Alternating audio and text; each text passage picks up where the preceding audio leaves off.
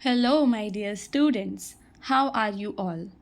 Students, आज का ये वीडियो उन बच्चों के लिए बहुत ही ज़्यादा इम्पॉर्टेंट है जिनका MED 008 का यानी कि ग्लोबलाइजेशन एंड एनवायरनमेंट का पेपर आने वाला है। इस वीडियो के अंदर हम आंसर्स को हिंदी एंड इंग्लिश दोनों लैंग्वेजेस में डिस्कस करेंगे। तो आप किसी भी मीडियम से हो, ये वीडियो आपके लिए ही है। हम यहाँ पे कुछ इम्पॉर्टेंट टॉपिक्स को डिस्कस करेंगे और उन टॉपिक्स से कैसे क्वेश्चन बनकर आ सकता है उसके बारे में बात करेंगे। इस वीडियो के अंदर हम 3 टॉपिक्स को कवर करेंगे। सबसे पहले हम बात करेंगे ओजोन लेयर के बारे में, देन मैन मेड डिज़ास्टर्स और लास्ट में हम बात करेंगे रियो डिक्लेरेशन के बारे में। सो स्टूडेंट्स, यहाँ पे हम देखेंगे कि ओजोन लेयर से किस टाइप के क्वेश्चंस वो आपसे पूछ सकते हैं एग्ज़ाम के अंदर। अगर आपने प्रीवियस ईयर क्वेश्चन पेपर वाली मेरी वीडियो देखी होगी तो आपको ये ज़रूर पता होगा कि जो एग्ज़ाम है वो थोड़ा सा टफ आता है, उसके अंदर डिटेल ज़्यादा मांगी जाती है। तो चलते हैं अपने पहले क्वेश्चन पे। हमारे पहले क्वेश्चन में हमसे पूछा है कि व्हाट इज़ ओजोन लेयर, कि जो ओजोन लेयर है वो क्या है। So ozone layer is a region of earth stratosphere. जो ओजोन परत है पृथ्वी के समतापमंडल का एक क्षेत्र है। ठीक है, स्ट्रेटोस्फेयर की जो लेयर है वो अर्थ में एटमॉस्फेयर की कई सारी जो लेयर्स हैं जैसे कि ट्रोपोस्फेयर, उसी में एक स्ट्रेटोस्फेयर भी एक लेयर है। तो कौन सी लेयर में होती है आपकी ओजोन? स्ट्रेटोस्फेयर यानी कि समतापमंडल में होती है। That contains a high concentration of ozone, और वहाँ पे उस ओजोन का हाई कॉन्सेंट्रेशन होता है यानी कि O3। कितने मॉलिक्यूल्स होते हैं उसमें? ऑक्सीजन के 3 मॉलिक्यूल्स होते हैं। This layer absorbs the majority of suns harmful ultraviolet radiations. ये जो लेयर है ये सन से आने वाली जितनी भी अल्ट्रावायलेट रेडिएशंस होती हैं, सन की जो यूवी रेज होती हैं, हानिकारक पराबैंगनी यूवी किरणों से हमें बचाती है। ठीक है, जितने भी धरती पे ऑर्गेनिज्म रहते हैं, जितने भी प्राणी रहते हैं धरती पे, उन सबको इसके डैमेज से बचाती है। The ozone layer is situated approximately 15 to 30 kilometre above the earth surface. अगर हम अर्थ के सरफेस से 15 to 35 किलोमीटर के ऊपर जाते हैं तो वहाँ पे हमें ये लेयर मिलती है, ओजोन की परत। ठीक है, the depletion of this layer due to human activities. अब क्या बात कर रहे हैं हम यहाँ पे कि ये जो लेयर है ये डिप्लीट होने लगी है, यानी कि इसका क्षरण होने लगा है। क्षरण का मतलब क्या है? ये खराब होने लगी है। क्यों खराब होने लगी है? क्योंकि ह्यूमन एक्टिविटीज़, जो मानवीय गतिविधियां हैं वो कुछ ऐसी हैं जो इस लेयर को ख़राब कर रही हैं, जैसे कि रिलीज ऑफ क्लोरोफ्लोरोकार्बन्स यानी कि CFCs। क्लोरोफ्लोरोकार्बन्स को हिंदी में भी क्लोरोफ्लोरोकार्बन्स भी कहते हैं। Has raise environmental concerns. इसने एनवायरमेंटल कंसर्न्स को बढ़ा दिया है due to increase risk of UV radiation reaching the earth surface. क्योंकि जो अर्थ का जो UV, अगर ये लेयर ख़राब हो जाएगी तो UV रेडिएशन धरती पे आने लगेंगी। ठीक है, धरती पे आएंगी तो फिर एनवायरमेंट कंसर्न्स बढ़ेंगे, पर्यावरणीय चिंताएं बढ़ेंगी। तो इतना आपको समझ में आ गया कि ओजोन लेयर क्या है, ये कहाँ पे स्थित है और ये खराब क्यों हो रही है, इसका क्षरण क्यों हो रहा है। तो यहाँ पे हमने 3 क्वेश्चंस के आंसर्स जान लिए हैं। अब चलते हैं रीजंस। अगर आपसे पूछा जाएगा कि गिव रीजंस की जो ओजोन लेयर है वो ख़राब हो रही है, उसके रीजंस दीजिए, तो आप क्या रीजंस देंगे? आप बताएंगे सबसे पहले क्लोरोफ्लोरोकार्बन्स के बारे में कि these are the primary cause of ozone depletion. ये ओजोन क्षरण का क्या है? मुख्य कारण है। CFCs किस किस चीज़ में यूज़ होती है? तो कंडीशनर्स में, रेफ्रिजरेटर में, एरोसोल स्प्रे में और फोम ब्लोइंग एप्लीकेशंस में। ठीक है, CFCs का उपयोग air conditioner, refrigerator, aerosol spray और फोम बनाने में किया जाता है। When release into the atmosphere they rise to the stratosphere. और जब CFCs वायुमंडल में छोड़े जाते हैं तो ये समताप मंडल तक पहुंच जाते हैं, जहां पराबैंगनी विकिरण यानी कि UV रेडिएशन इन्हें तोड़ देता है। क्लोरीन परमाणु releasing out chlorine atoms that destroy ozone layer. Chlorofluoro का मतलब क्या है? कि क्लोरो है इसमें, क्लोरो यानी कि क्लोरीन है, तो क्लोरीन इससे अलग हो जाता है और फिर क्लोरीन के जो एटम्स हैं वो ओजोन लेयर के अंदर घुसकर उसको डिस्ट्रॉय करते हैं। सो स्टूडेंट्स, मुझे लगता है कि आप समझ गए होंगे कि क्लोरोफ्लोरोकार्बन्स क्या होते हैं, इन्हें कहाँ पे यूज़ किया जाता है और कैसे ये डैमेज पहुंचा रहे हैं, कैसे ये नुकसान पहुंचा रहे हैं। ठीक है, कैसे पहुंचा रहे हैं कि जब क्लोरोफ्लोरो में से क्लोरीन का एटम निकल के ओजोन के मॉलिक्यूल्स को डिस्ट्रॉय करता है। तो इस तरह से क्लोरोफ्लोरोकार्बन ओजोन को डिप्लीट करने में एक इम्पॉर्टेंट रीज़न बने हुए हैं। दूसरा है हमारा halons. So these are used in fire extinguishers. जो हेलॉन्स हैं इन्हें फायर एक्सटिंग्विशर्स में यूज़ किया जाता है, which is more effective at destroying ozone than chlorine. और ये तो क्लोरीन से ज़्यादा तरीके से गंदी तरह से ओजोन को क्या करते हैं, डिस्ट्रॉय करते हैं। फायर एक्सटिंग्विशर को हिंदी में कहते हैं अग्निशामक यंत्र। ठीक है, तो हेलॉन का उपयोग जो है अग्निशामक यंत्रों में किया जाता है। इनमें ब्रोमीन होता है जो क्लोरीन की तुलना में ओजोन को नष्ट करने में अधिक प्रभावी होता है। सो स्टूडेंट्स, आपको ये दोनों के दोनों जो पॉइंट्स हैं इनको रट्टा लगा लेना है कि भाई ये तो लिख कर ही आने हैं आपको अपने आंसर के अंदर, जब ओजोन डिप्लीशन के रीजंस आपसे पूछे जाएंगे। देन आपको इफ़ेक्ट्स ऑफ ओजोन डिप्लीशन बताने हैं कि ओजोन डिप्लीशन के क्या इफ़ेक्ट हो रहे हैं। So increased UV radiation, increase exposure to ultraviolet radiation can lead to higher incidence of skin cancers. ठीक है, अगर अल्ट्रावायलेट रेज के हम कांटेक्ट में आते हैं तो हमें क्या होता है, हमें स्किन कैंसर हो सकता है। ठीक है, मेलानोमा हो सकता है और भी कोई स्किन वाली डिसऑर्डर्स हो सकते हैं। आँखों में हमें कैटरेक्ट यानी कि मोतियाबिंद हो सकता है, हमारी आई डैमेज हो सकती है। ऑल्सो ये हमारे इम्यून सिस्टम के लिए भी हानिकारक है। अगर हम यूवी रेडिएशंस के ओवर एक्सपोजर में रहेंगे, ये हमें हमारे ह्यूमन इम्यून सिस्टम को वीक करेगा, making individuals more susceptible to infection and diseases. जो ह्यूमंस हैं वो इन्फेक्शंस और डिजीजेस के क्या हो जाएंगे, शिकार होने लगेंगे। सो बढ़ती हुई यूवी विकरण से हमें स्वास्थ्य जोखिम उठाने पड़ेंगे। विकरण के बढ़े हुए संपर्क से हमें त्वचा कैंसर, जिनमें मेलेनोमा शामिल है, और अन्य त्वचा विकारों की घटनाओं में वृद्धि हो सकती है। ये मोतियाबिंद यानी कि कैटरेक्ट और अन्य आँखों की क्षति का कारण भी बन सकता है।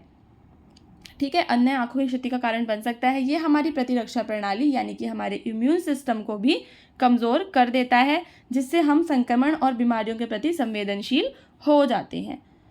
उसके बाद हम बताएंगे इसके एनवायरनमेंट इम्पैक्ट के बारे में कि हमारे पर्यावरण पे जो यूवी रेज हैं वो क्या इम्पैक्ट डाल रही हैं। स्टूडेंट्स, आप सभी जानते होंगे कि समुद्र के अंदर, पॉन्ड्स के अंदर, रिवर्स के अंदर डिफरेंट टाइप्स के ऑर्गेनिजम्स रहते हैं जिन्हें हम फाइटोप्लैंक्टन कहते हैं। ठीक है, फाइटोप्लैंक्टन का मतलब ये हो जाता है कि जो फाइटोप्लैंक्टन्स हैं वो भी फोटोसिंथेसिस करते हैं और पानी में रहते हैं।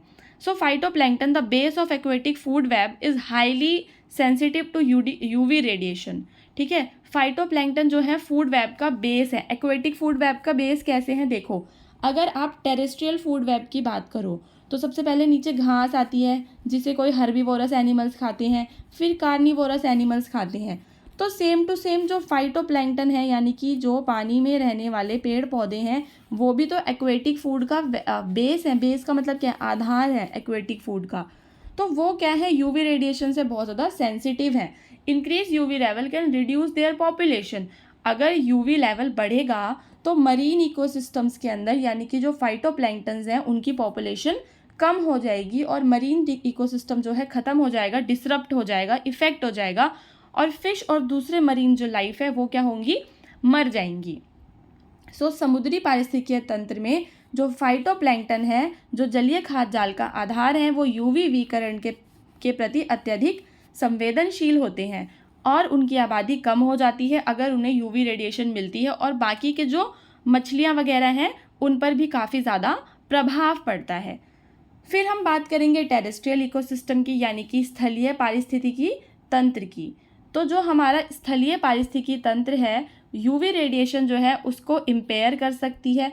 ठीक है, ग्रोथ एंड डेवलपमेंट जो है प्लांट्स की वो रोक सकती है एग्रीकल्चर पे, और हमारे नेचुरल वेजिटेशन जो हमारी प्राकृतिक वनस्पति है, कृषि है, उन सब पे एक नेगेटिव इफेक्ट डाल सकती है, जिससे कि जो हमारा क्रॉप प्रोडक्शन है, जो भी हमारी फसल है वो कम होगी और हमारी खाद्य सुरक्षा भी इससे प्रभावित होगी। सो स्टूडेंट्स, ये थे इसके पर्यावरणीय प्रभाव। मुझे उम्मीद है कि आपको ये बहुत अच्छे से समझ में आ रहा होगा। मैं अपनी पूरी कोशिश करती हूँ कि आपको बहुत ही अच्छे तरीके से समझा सकूँ, हिंदी एंड इंग्लिश दोनों लैंग्वेजेस में। अब चलते हैं आगे, जिसमें हम एनवायरनमेंट कन्वेंशन की बात करेंगे कि ओजोन लेयर को प्रोटेक्ट करने के लिए कौन से इंटरनेशनल लेवल पे कन्वेंशंस हुए हैं, कौन कौन सी बैठकें हुई हैं, संवाद हुए हैं देशों के बीच में, क्या क्या हुआ है। जिससे कि हमने ओजोन लेयर को बचाने के प्रयास किए हैं। तो इसमें सबसे पहले हम बात करेंगे मॉन्ट्रियल प्रोटोकॉल 1987 की। तो जो आपका मॉन्ट्रियल प्रोटोकॉल है वो उन सब्सटेंस पे रोक लगाता है जो ओजोन लेयर को डिप्लीट करते हैं, ठीक है। ये एक तरह की इंटरनेशनल ट्रीटी है, ठीक है, two phase out production and consumption of ozone depleting substances. Ozone depleting substances को ब्रैकेट में आप ODS लिख सकते हैं। ये जो ट्रीटी है इसको हैज़ बीन सक्सेसफुल, और ये जो ट्रीटी है ना ये सक्सेसफुल भी रही कहीं ना कहीं ओजोन की ग्लोबल प्रोडक्शन, जो ODS हैं उनकी ग्लोबल प्रोडक्शन को रोकने के लिए। ODS यानी कि जैसे CFCs, हेलोन्स, और भी दूसरे ODS होते हैं, जैसे मान लो कोई वॉल्केनो फट गया तो उसमें से भी कई सारे ODS निकलते हैं, यानी कि ओजोन डिप्लीटिंग सब्सटेंस, ओजोन क्षरणकारी पदार्थ निकलते हैं। It has undergone several amendments to address new scientific findings and include additional substances. ये जो मॉन्ट्रियल प्रोटोकॉल है इसके अंदर कई सारे अमेंडमेंट किए गए हैं, इसमें कुछ बदलाव किए गए हैं ताकि ये और ज़्यादा बेटर तरीके से एडिशनल चीज़ों को और इसमें ऐड किया गया है। इसका इम्पैक्ट क्या पड़ा? जो मॉन्ट्रियल प्रोटोकॉल है इसे कंसीडर किया जाता है one of the most effective environmental agreement with significant reduction in ozone depleting substance emission leading to gradual recovery of the ozone layer. क्या हुआ कि जब मॉन्ट्रियल प्रोटोकॉल आया फिर उसके बाद लोगों ने इसको फॉलो किया, देशों ने इसको फॉलो किया। तो इसको फॉलो करने से क्या हुआ कि ओजोन लेयर जो है हमारी वो उसकी रिकवरी होने लग गई, ठीक है स्टूडेंट्स। हिंदी मीडियम में भी ये सिमिलर ही रहेगा कि ओजोन परत को क्षति पहुंचाने वाले पदार्थों पर मॉन्ट्रियल प्रोटोकॉल एक क्या है, एक अंतर्राष्ट्रीय संधि है जो ओजोन क्षरणकारी पदार्थों यानी कि ODS के उत्पादन और उपयोग को चरणबद्ध रूप से समाप्त करने के लिए बनाई गई है। यह जो संधि है वैश्विक स्तर पर CFCs, हेलोन और अन्य ODS के उत्पादन पर कमी लाने में इसने सफलता भी प्राप्त की है। समय समय पर इसके अंदर संशोधन होते रहते हैं और इसकी वजह से जो हमारी ओजोन लेयर है उसकी दोबारा से पुनर्प्राप्ति की जा रही है। जो भी मैं बोलती हूँ अगर आप उसको भी ध्यान से सुन लेंगे और याद कर लेंगे फिर भी आपका आंसर बन जाएगा। ये था हमारा टॉपिक ओजोन वाला, जिसके अंदर हमने देखा कि क्या क्या चीज़ें इंक्लूड हो सकती हैं। अब हम बात करेंगे कि मैन मेड डिज़ास्टर्स क्या होते हैं। Man made disasters are also known as anthropogenic disasters. मानव निर्मित आपदाएं, जिन्हें मानव जनित आपदाएं भी कहा जाता है, आर कैटास्ट्रॉफिक इवेंट्स। ये विनाशकारी घटनाएं हैं कॉज डायरेक्टली और इनडायरेक्टली बाय ह्यूमन एक्टिविटीज़। और ये क्यों होती हैं? प्रत्यक्ष या अप्रत्यक्ष रूप से मानव गतिविधियों के कारण ही ये होती हैं। These disasters can result in significant harm। इनके कारण काफ़ी ज़्यादा हार्म हो सकता है लोगों को, प्रॉपर्टी को, एनवायरनमेंट को। तो यहाँ पे हम कॉमन टाइप के मैन मेड डिज़ास्टर्स को देखेंगे। जैसे कि सबसे पहले हम बात करेंगे इंडस्ट्रियल एक्सीडेंट्स की, यानी कि औद्योगिक दुर्घटनाओं की। जैसे कि एक्सीडेंट हो जाते हैं, कोई केमिकल रिलीज़ हो जाता है। इसके अंदर आप एग्जांपल देंगे भोपाल गैस ट्रेजेडी का जो इंडिया में हुई थी, जिसके अंदर एक केमिकल रिलीज़ हो गया था एक बड़ी सी फैक्ट्री में से और हवा में गैस रिलीज़ हो गई थी, जिसकी वजह से काफ़ी सारे लोग मारे गए थे। आपने भोपाल गैस ट्रेजेडी के बारे में अपनी कक्षा 11 में पढ़ा होगा। फिर हम बात करेंगे एक्सप्लोजन्स की, जैसे कि टेक्सास सिटी रिफाइनरी एक्सप्लोजन, ठीक है, यहाँ पे एग्जांपल भी दिया हुआ है। उनसे भी मैसिव डिस्ट्रक्शन होता है और लॉस ऑफ लाइफ होता है। इंडस्ट्रियल एक्सीडेंट्स को हिंदी में कहते हैं औद्योगिक दुर्घटनाएं। इसमें आप बात करेंगे रासायनिक रिसाव की। खतरनाक रसायनों का रिसाव वातावरण में हो जाता है जिससे कि कई सारी दुर्घटनाएं होती हैं। इसका एग्जाम्पल है भारत की गैस, भोपाल की गैस त्रासदी। और विस्फोट हो जाता है, टेक्सास सिटी रिफाइनरी में एक बार विस्फोट हुआ था, यहाँ पे उसके बारे में बताया गया है। फिर आप बताएंगे कि एनवायरनमेंट कैसे डिग्रेड कर रहे हैं, जो ह्यूमंस है ना, एनवायरनमेंट जो सड़ रहा है हमारा, आज जो हमारा एनवायरनमेंट का इतना क्षरण हो गया है ना, इतना ख़राब हो गया है, किसके कारण हुआ है? मैन मेड, इंसानों के कारण। जो इंसान है वो पर्यावरण के बारे में तो सोचता नहीं है, ठीक है। अगर सब लोग एक एक पेड़ लगा देना फिर भी एनवायरनमेंट को डिग्रेड होने से बचाया जा सकता है। स्टूडेंट्स, आप सब पढ़े लिखे हैं, मैं उम्मीद करूँगी आप कहीं ना कहीं एनवायरनमेंट को बचाने के प्रयास ज़रूर करेंगे। अब हम देखते हैं कि एनवायरनमेंट डिग्रेडेशन कैसे मैन मेड डिज़ास्टर बन चुका है। जैसे कि डिफॉरेस्टेशन, ह्यूमंस ने लार्ज स्केल पे क्या करा है, पेड़ों को काट दिया है, ठीक है, अपनी कृषि करने के लिए, डेवलपमेंट करने के लिए, बड़ी बड़ी बिल्डिंग लगाने के लिए। क्या करोगे बिल्डिंग लगाकर? जब एकदम ही तापमान इतना ज़्यादा बढ़ जाएगा तो बड़ी बड़ी बिल्डिंगें हमें कैसे बचा लेंगी? कितने एसी लगाओगे? मुझे ऐसा लगता है कि एनवायरनमेंट डिग्रेड होने पर ना सबसे ज़्यादा जो प्रॉब्लम आएगी ना, वो आएगी जो लोअर लोग हैं, जो लोअर मिडिल क्लास लोग हैं या गरीबी रेखा से नीचे वाले लोग हैं। वो तो एसी भी अफोर्ड नहीं कर सकते। जो रिच लोग हैं वो क्या करेंगे? वो एसी लगवा लेंगे, ठीक है, और बच जाएंगे। सो एनवायरनमेंट जो है वो डिग्रेड होता है। क्यों? डिफॉरेस्टेशन के कारण और पॉल्यूशन के कारण, ठीक है, जिसमें हमारी जो औद्योगिक प्रदूषण है, वायु जल मिट्टी का प्रदूषण, ये सब चीज़ें इसमें शामिल हैं। इन पॉइंट्स को आप एक बार खुद भी पढ़ लिया कीजिए, ताकि आप और ज़्यादा, आपको ज़्यादा अच्छी बेटर अंडरस्टैंडिंग होगी, ठीक है। सुनने से भी वैसे काफ़ी कुछ याद हो जाता है, पर अगर आप पढ़ लेंगे, लिख लेंगे ना, तो फिर तो आपको पास होने से कोई नहीं रोक सकता। उसके बाद हम बात करेंगे टेररिज्म की, आतंकवाद की बात करेंगे। जैसे कि अभी कश्मीर में जो लोग जा रहे थे बस में, उनके ऊपर आतंकवादी अटैक हो गया, वो भी तो मैन मेड डिज़ास्टर ही है ना एक तरह से। सो एक्ट ऑफ टेररिज्म, जैसे कि सितंबर 11 का अटैक हुआ यूनाइटेड स्टेट्स में, 9/11 जिसे कहा जाता है, ठीक है। बायो टेररिज्म देखो, अब यहाँ पे जैसे कोरोना आया था, ठीक है, तो कोरोना को हम एक तरह का बायो टेररिज्म भी कह सकते हैं, कि हो सकता है कि किसी देश ने जानबूझ के उसको बनाया हो, तो वो बायो टेररिज्म के अंदर आता है। कि जैविक, कि हम किसी बीमारी, कुछ ऐसा जैविक एजेंट भेज देंगे, बीमारी भेज देंगे कि वहाँ के सारे लोग जो हैं वो परेशान हो जाएंगे। 2001 anthrax attack in United state की यहाँ पे एग्जाम्पल भी दिया गया है। अब जो मैन मेड डिजास्टर्स हैं उनके कॉन्सिक्वेंसेस क्या होते हैं? देखो स्टूडेंट्स, ग्लोबलाइजेशन एंड एनवायरनमेंट के अंदर जो क्वेश्चन है ना, वो सीधा सीधा पूछा नहीं जाएगा। वो ऐसे पूछेगा कि what are man made disasters, right its consequences, या फिर हम इनसे कैसे बच सकते हैं। तो इस टाइप की चीज़ें वो पूछेगा। तो सबसे पहले जो मैन मेड डिजास्टर्स है उससे होती हैं ह्यूमन हेल्थ और सेफ्टी को नुकसान होता है, ठीक है। जैसे कि लॉस ऑफ लाइफ होता है, काफ़ी सारे लोग मर जाते हैं, उन्हें इंजरीज होती हैं, और एक साइकोलॉजिकल इम्पैक्ट भी पड़ता है लोगों के ऊपर। लोगों को post traumatic stress disorder, anxiety और डिप्रेशन जैसी चीज़ें हो जाती हैं। मानवीय स्वास्थ्य और सुरक्षा को ये नुकसान पहुंचाता है। हताहत और चोटें लगती हैं लोगों को। ये जो आपदाएं हैं अक्सर बड़ी संख्या में जीवन की हानि और अनेक चोटों का कारण बनती हैं। उदाहरण के लिए भोपाल गैस त्रासदी, ठीक है, जो हज़ारों लोगों की मौत और बचे हुए लोगों के लिए दीर्घकालिक स्वास्थ्य समस्याएं हुई। इसका मनोवैज्ञानिक प्रभाव पड़ता है। पोस्ट ट्रॉमेटिक स्ट्रेस डिसऑर्डर यानी कि PTSD, चिंता और अवसाद इसमें शामिल है। एनवायरनमेंट हमारा जो है और भी ज़्यादा डैमेज हो जाता है। पॉल्यूशन, अगर कहीं पे केमिकल गिर गया, किसी समुद्र में ऑयल गिर गया, न्यूक्लियर एक्सीडेंट हो गया कुछ, तो इससे क्या होता है? एनवायरनमेंट में पॉल्यूशन होता है, एयर वाटर सॉइल सब कुछ कंटेमिनेट होता है और लॉन्ग टर्म इकोलॉजिकल डैमेज हमें पहुंचता है। हैबिटेट डिस्ट्रक्शन, तो जो डिफॉरेस्टेशन है वो क्या करता है कि जो हैबिटेट्स है उन्हें डिस्ट्रॉय करता है। हैबिटेट का मतलब क्या? जैसे मान लो कोई फिश है, तो उस फिश का हैबिटेट क्या होगा? पॉन्ड होगा, रिवर होगी, लेक होगा। तो ऐसे ही हैबिटेट का डिस्ट्रक्शन होता है। जितने भी नेचुरल हैबिटेट्स हैं वो डिस्ट्रॉय हो जाते हैं।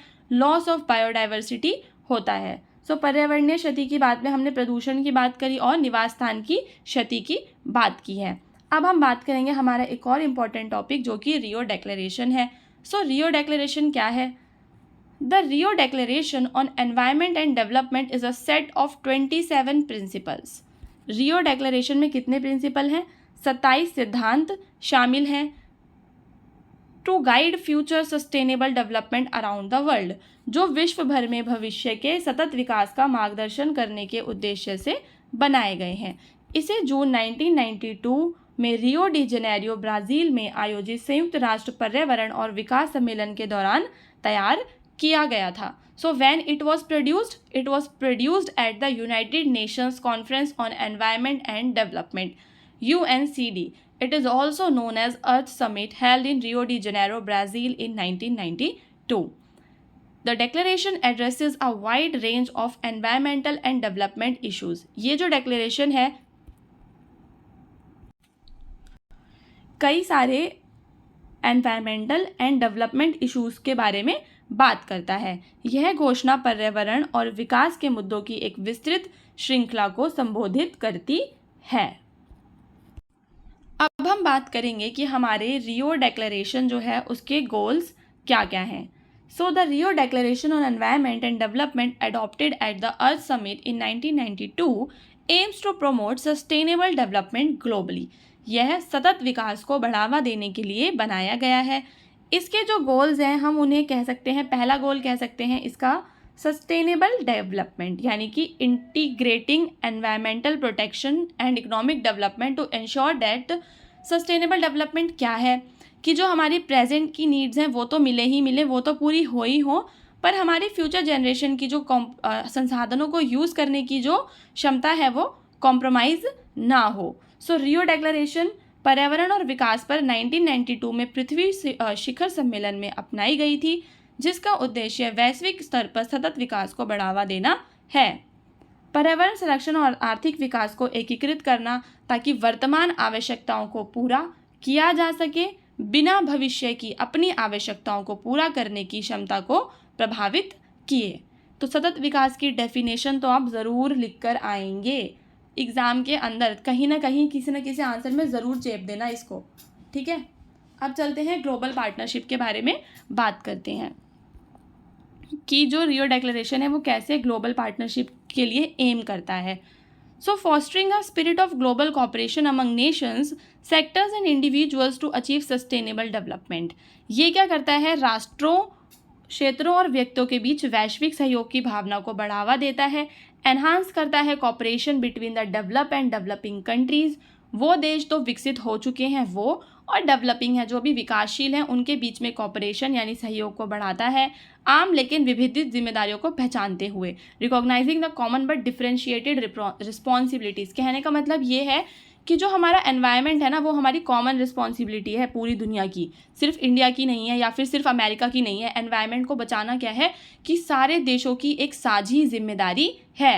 ओके, अब चलते हैं एनवायरनमेंट प्रोटेक्शन की बात करता है। जो हमारा रियो डिक्लेरेशन है वो एम्फेसाइज करता है need for environmental consideration to be an integral part of the development process, ensuring that economic activities do not cause environmental degradation.